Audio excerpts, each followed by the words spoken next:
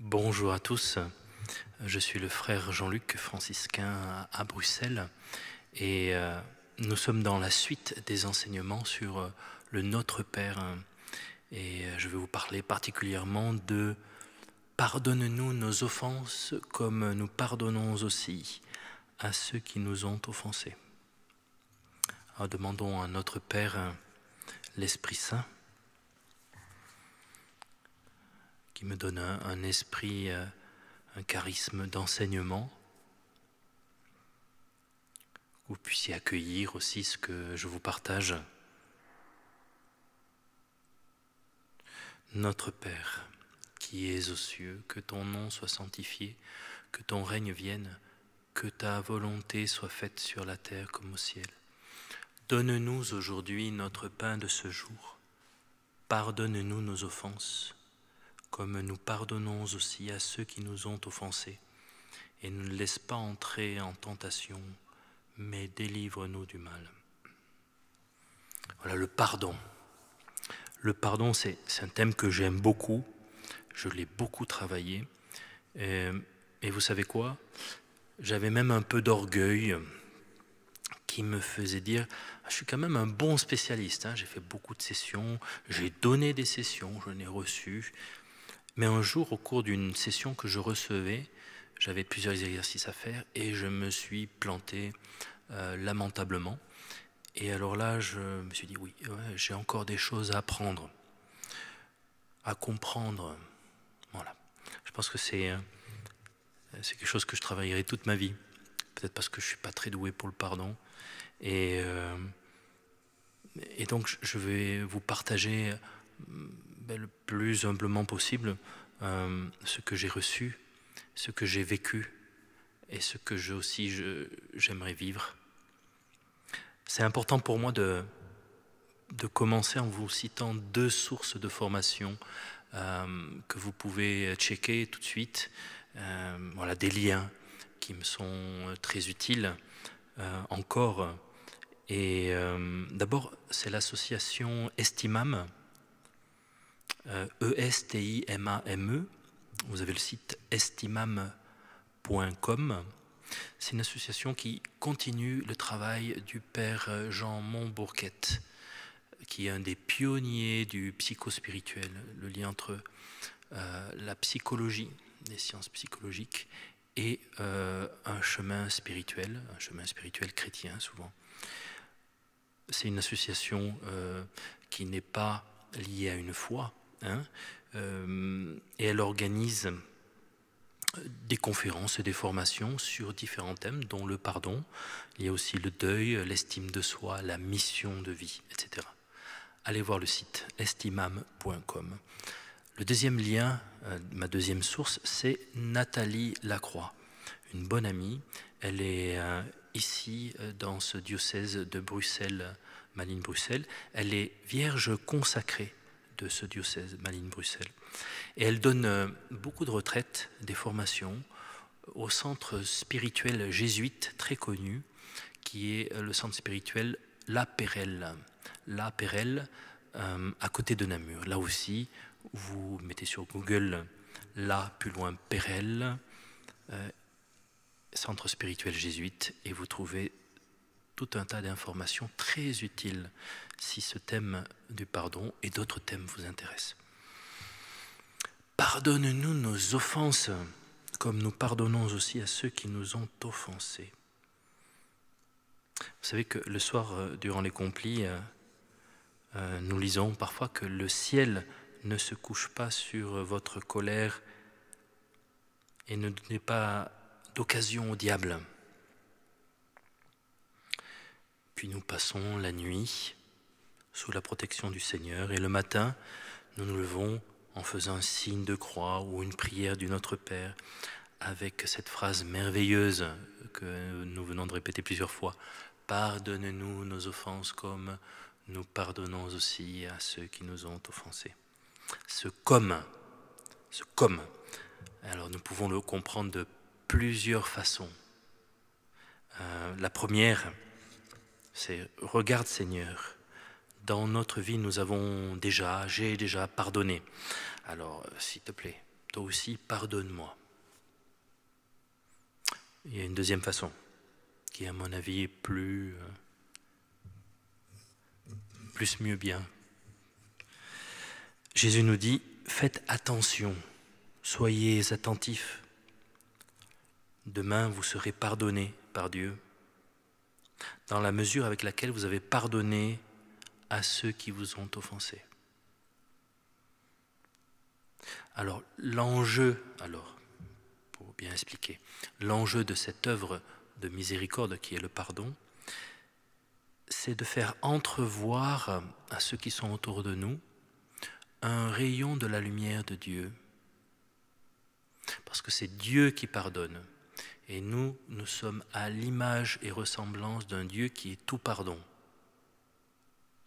Et donc par notre pardon personnel, nous reflétons, nous ressemblons davantage à Dieu.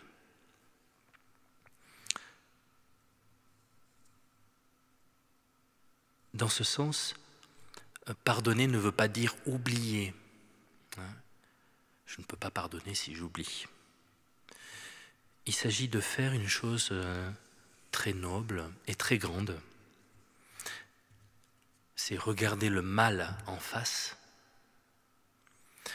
et lui dire dans les yeux au mal, tu n'es pas aussi grand que tu prétends être. Et de prendre ce mal et de le mettre dans le passé pour ouvrir une nouvelle fenêtre de mon histoire. Vous voyez, c'est une image, hein. Regardez le mal en face. Pardon, c'est pas oublier, hein. C'est vraiment voir l'offense. Et c'est prendre autorité sur lui, sur cette offense, sur cette blessure, et dire on va cheminer. On ne va pas rester là dans le passé, bloqué dans une histoire qui me prend beaucoup d'énergie et qui m'empêche d'aller de l'avant.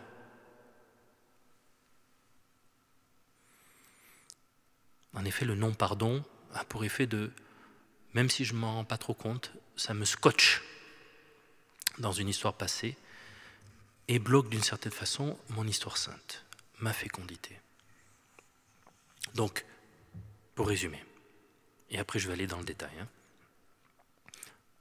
Notre pardon, mon pardon, c'est le signe de ma ressemblance avec Dieu.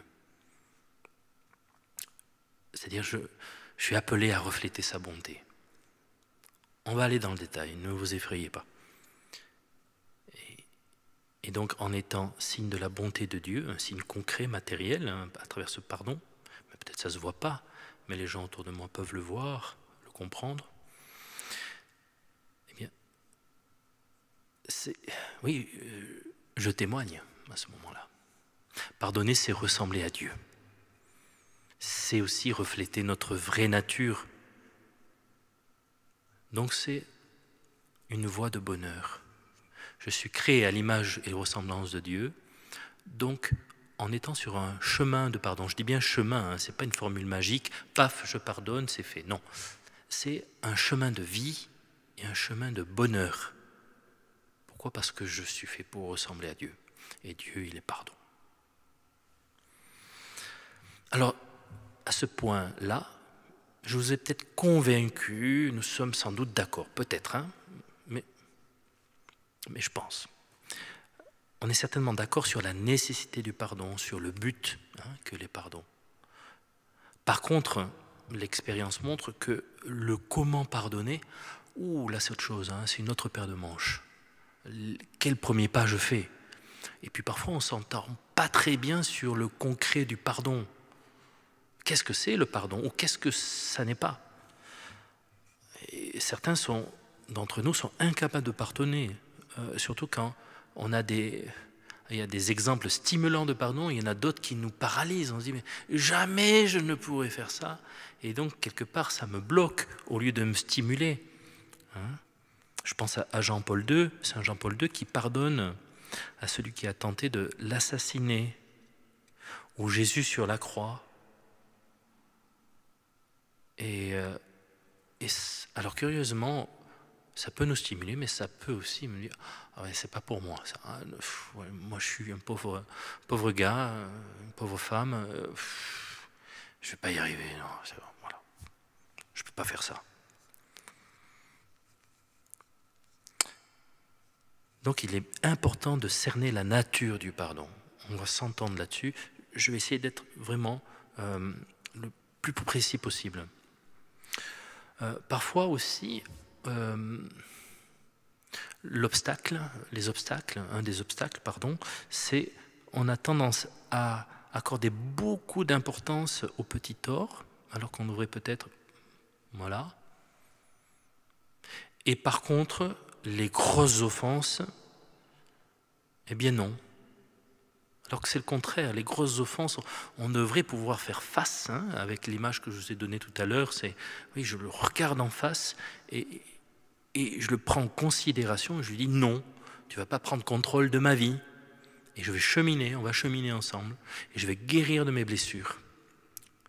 Donc c'est un choix de regarder ce qui est important dans ma vie.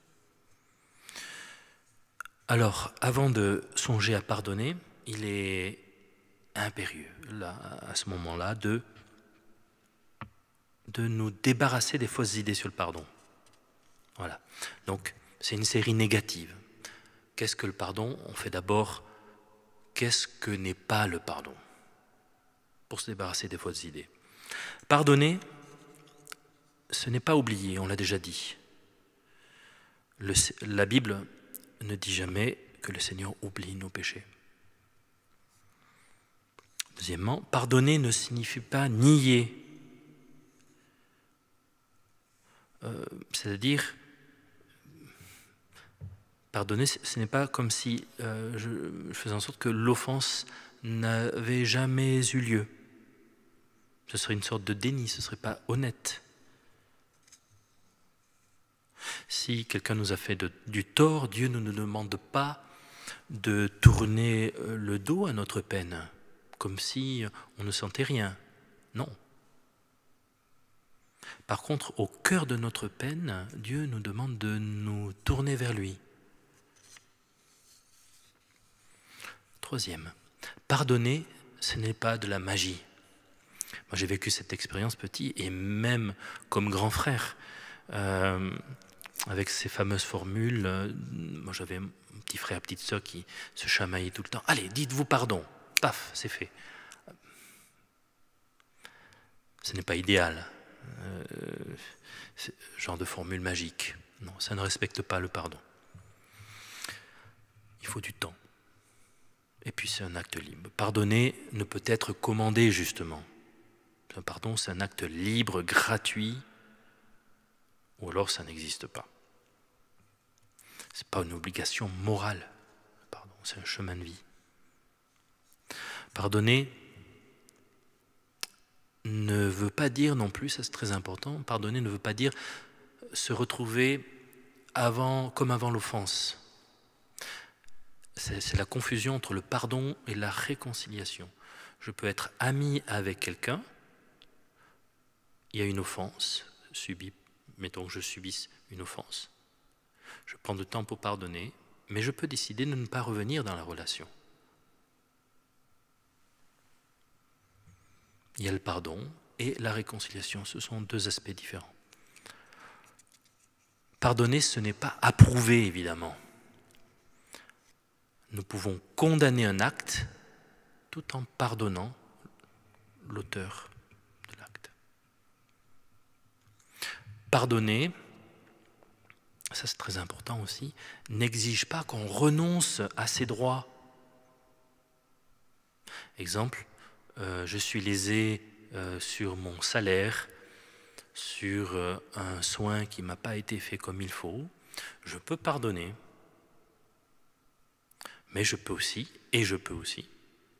demander réparation.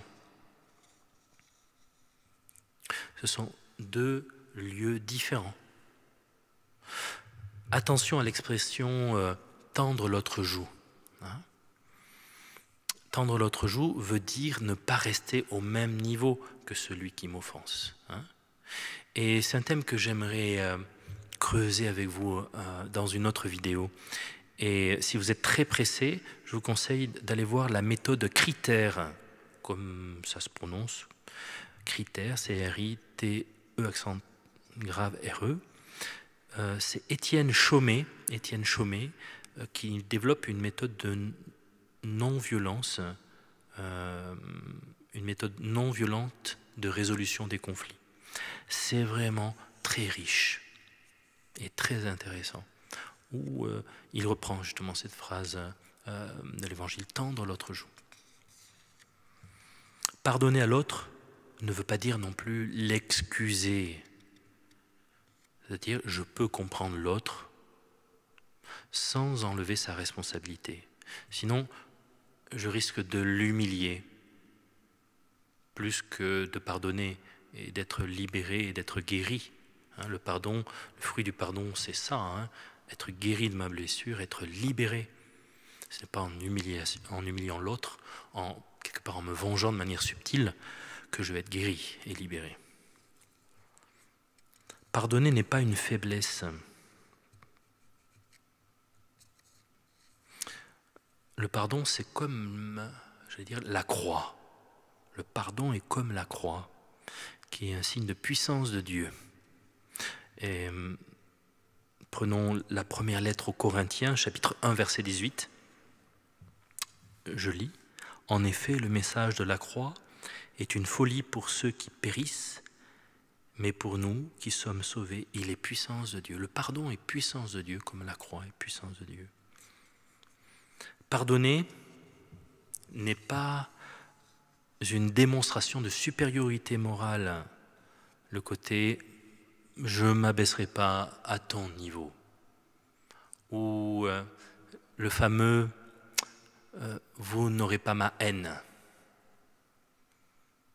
Alors, pris dans un certain sens, je précise, pris dans un certain sens, cela me fait plus penser à une forme d'humiliation de celui qui m'a offensé, ou peut-être pire, de déni de ma propre blessure.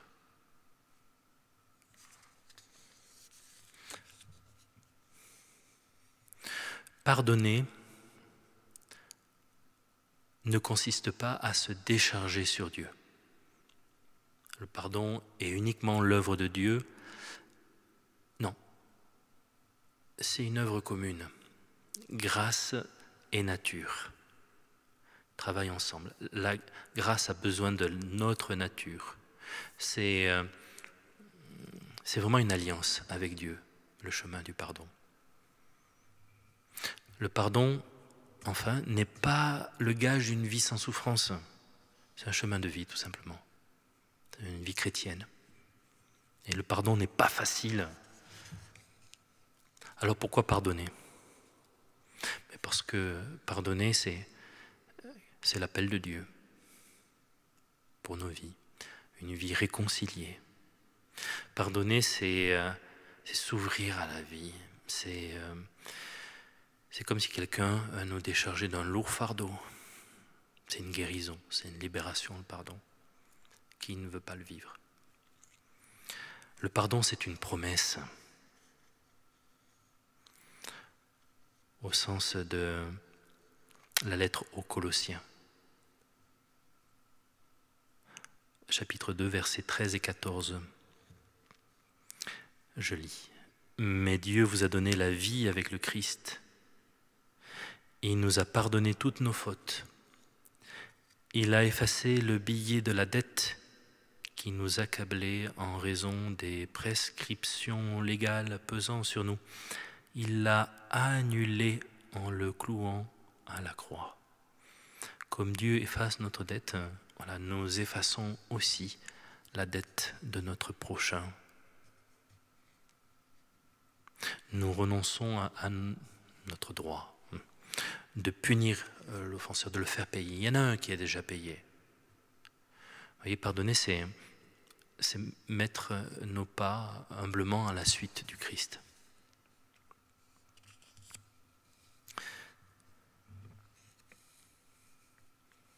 Un exemple de personnes réconciliées, évidemment comme franciscain, Je pense à Saint François qui, à la fin de sa vie, a écrit le cantique de Frère Soleil.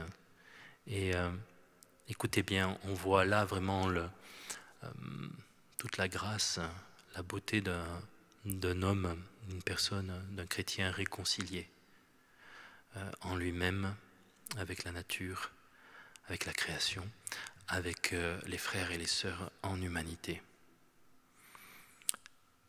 C'est le cantique de Frère Soleil de Saint François d'Assise. Très haut, tout-puissant et bon Seigneur, à toi louange, gloire et honneur, et toute bénédiction. À toi seul ils conviennent, ô très haut, et nul homme n'est digne de te nommer. Loué sois-tu, mon Seigneur, avec toutes tes créatures, spécialement Messire Frère Soleil, par qui tu nous donnes le jour, la lumière. Il est beau, rayonnant d'une grande splendeur, et de toi le Très-Haut, il nous offre le symbole. Loué sois-tu, mon Seigneur, pour Sœur Lune et les étoiles. Dans le ciel, tu les as formées, claires, précieuses et belles. Loué sois-tu, mon Seigneur, pour Frère Vent, et pour l'air et pour les nuages, et pour l'azur calme et tous les temps. Grâce à eux, tu maintiens en vie toutes les créatures. Loué sois-tu, Seigneur, pour notre Sœur Eau, qui est très utile, très humble, précieuse et chaste.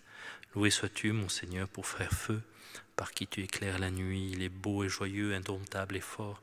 Loué sois-tu, mon Seigneur, pour Sœur notre Mère, la terre, qui nous porte et nous nourrit, qui produit la diversité des fruits avec les fleurs diaprées et les herbes.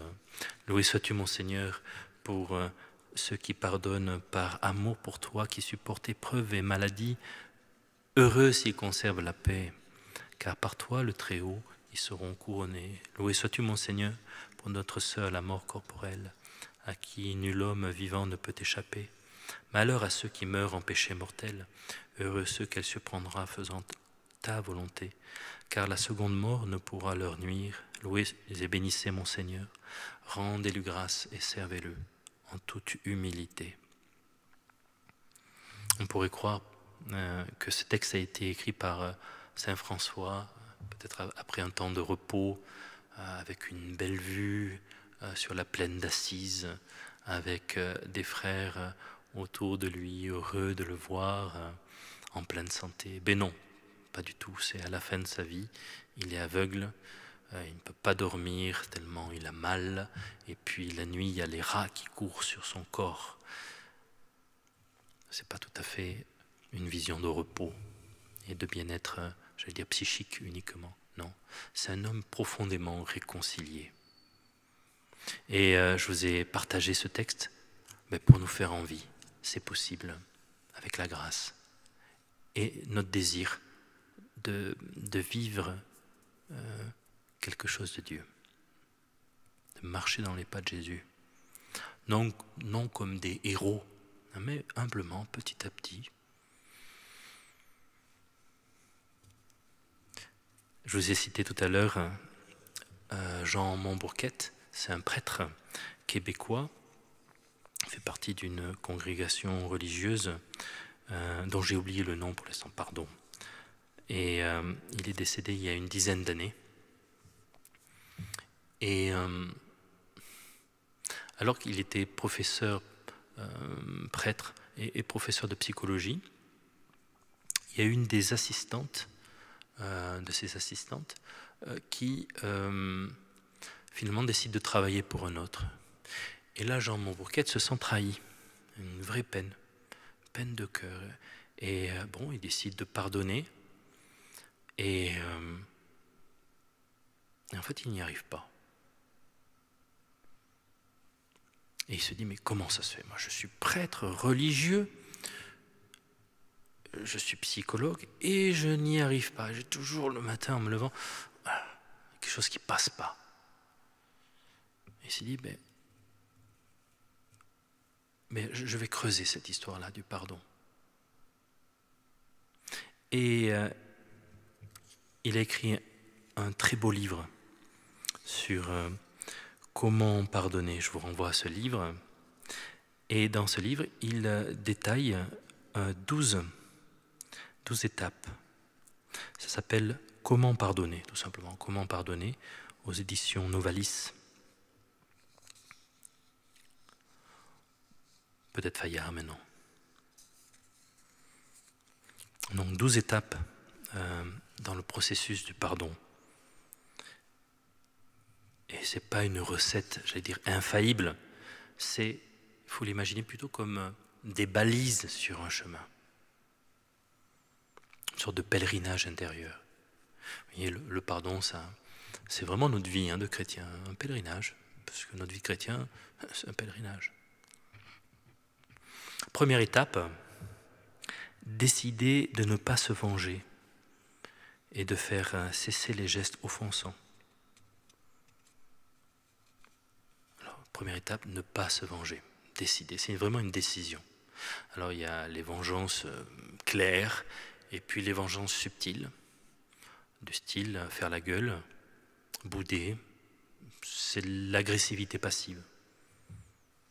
Rendre très pesante une atmosphère. C'est une façon subtile de se venger. Chacun, suivant ses dons, fait comme il peut. Mais voilà, en conscience, ne plus se venger. Faire cesser les gestes offensants envers soi-même. C'est-à-dire, je ne peux pas pardonner si l'autre continue à me blesser. Alors là, ça devient très délicat, évidemment.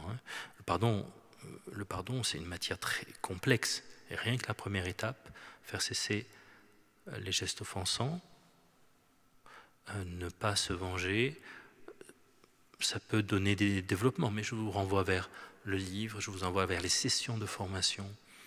C'est très riche, très libérant. Deuxième étape, reconnaître sa blessure et sa pauvreté intérieure. On ne peut pardonner si l'on persiste à nier qu'on a été offensé et blessé.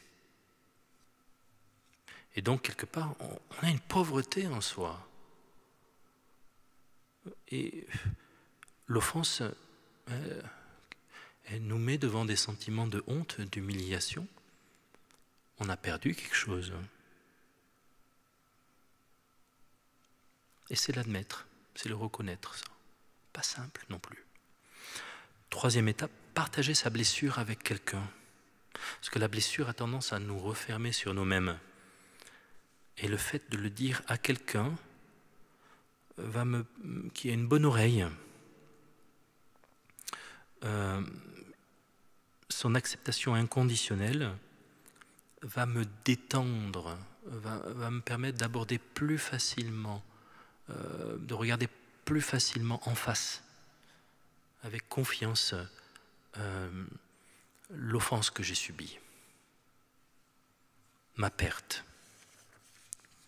Quatrième étape, bien identifier sa perte pour en faire le deuil. J'ai perdu quelque chose, et donc il y a un deuil. J'ai perdu de la confiance en moi, une sorte de rêve de bonheur, de réussite, de beauté, de santé. Mon image sociale en a pris un coup, l'admiration d'un être aimé, un rapport d'honnêteté.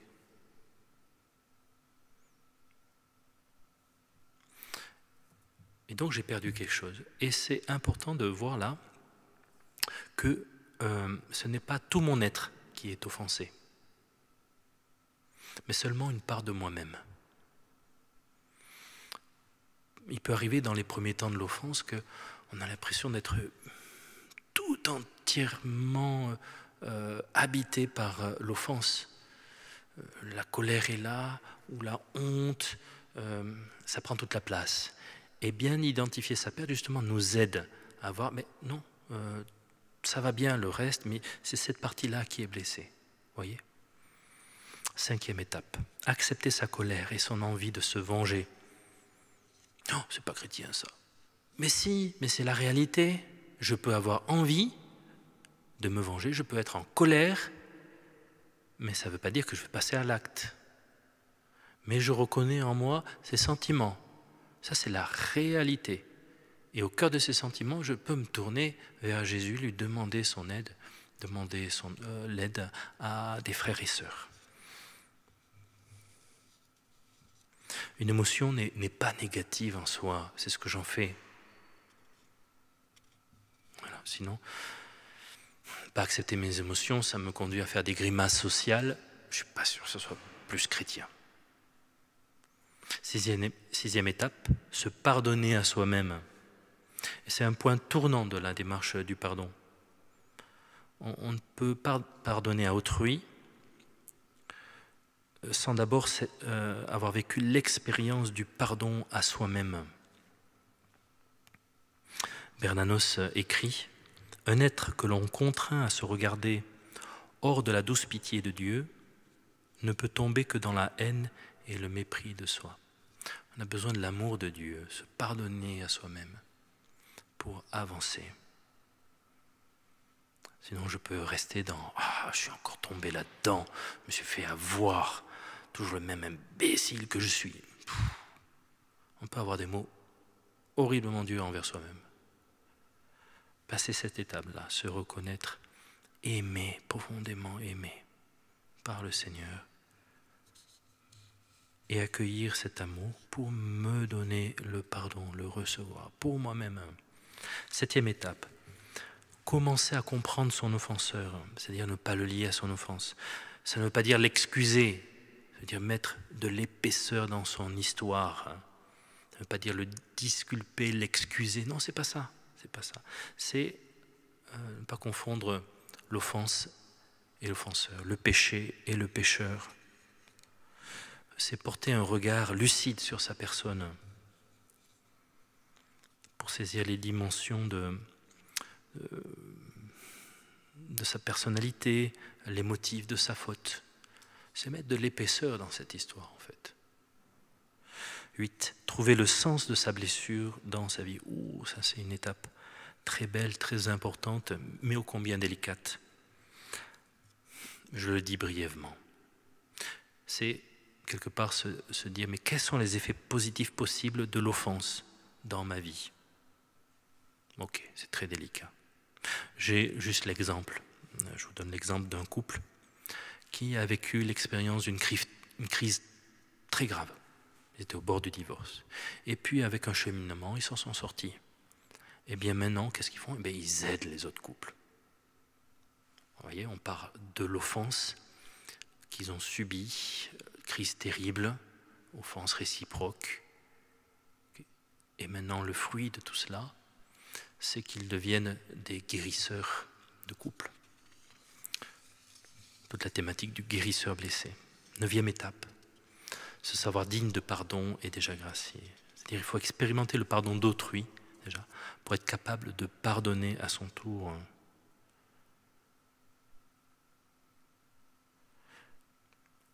C'est-à-dire qu'il faut faire preuve, comme dans l'autre étape sur le pardon,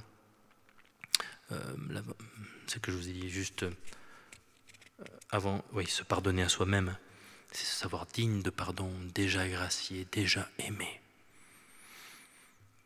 Et c'est pas tout le monde qui se sent aimé jusqu'au pardon. Et c'est vraiment une grâce de se sentir aimé jusqu'au pardon. C'est sans doute un lieu de conversion. Je vous ai dit que le pardon, c'est vraiment cheminer à fond derrière Jésus. Et c'est un cheminement en profondeur en tout cas. 10e étape, cesser de s'acharner à vouloir pardonner. Tout ne dépend pas de moi. On se le disait tout à l'heure. Nature et grâce. Il y a des moments où je peux dire, Seigneur, là j'ai fait de mon mieux, mais prends le relais, quoi. Prends le relais, aide-moi. Aide-moi là parce que je ne sais pas faire. 11e étape, s'ouvrir à la grâce de pardonner. Alors Dieu garde toujours l'initiative du pardon. Et il collabore avec moi.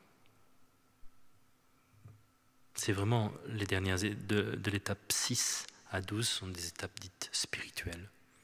C'est-à-dire on voit vraiment de manière plus, non pas évidente, mais plus manifeste. Je ne sais pas comment le dire mieux. En tout cas, on demande à Dieu d'être vraiment le protagoniste. Là. Ce sont des forces qui ne nous appartiennent pas immédiatement. Voilà ce que je veux dire. 2e étape, décider de mettre fin à la relation ou la renouveler. On se le disait tout à l'heure, c'est le pardon et la reprise de la relation. Ce sont 2 étapes différentes. Voilà, je peux vivre une amitié, un amour, il y a un moment de grande tension, de violence, de pardon à donner. Voilà, le pardon se fait, les cœurs sont guéris, mais la question demeure, est-ce que je veux vivre l'amitié avec toi, vivre une relation d'amour avec toi? Ce n'est pas le même cheminement.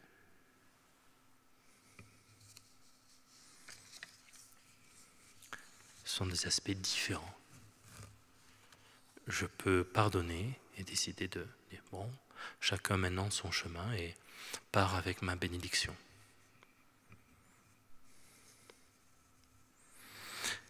Voilà, finalement, pardonner, c'est pour moi, c'est cheminer vers une joie plus grande, la joie de Dieu, une joie, Saint François dirait la joie parfaite. C'est quoi la joie parfaite? C'est une joie que personne ne peut m'enlever, qui ne dépend pas des circonstances et qui est là.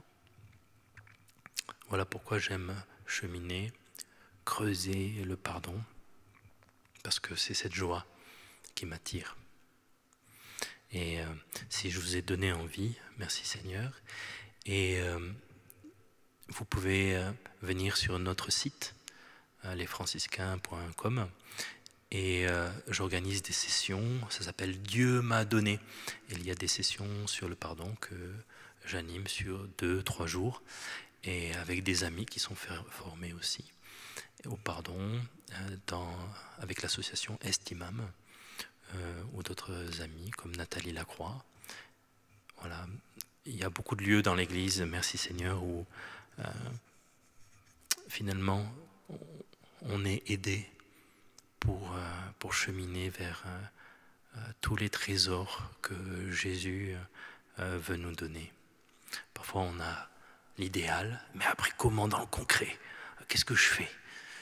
Voilà. Il y a des sessions de formation qui sont accessibles et de belles expériences à vivre. Voilà. Dieu m'a donné de vous enseigner aujourd'hui, merci Seigneur, et Dieu me donnera de vous rencontrer, j'espère. À très bientôt, merci.